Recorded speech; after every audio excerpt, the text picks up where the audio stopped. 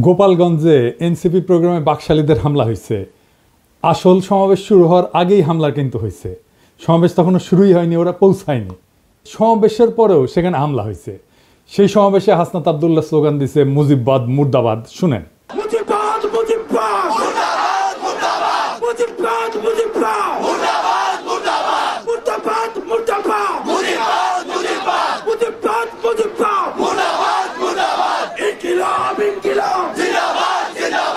NCP যাইতেছে গোপালগঞ্জ শহরে, আর বাকশালীরা টুঙ্গিপাড়া পাহারা দেয়।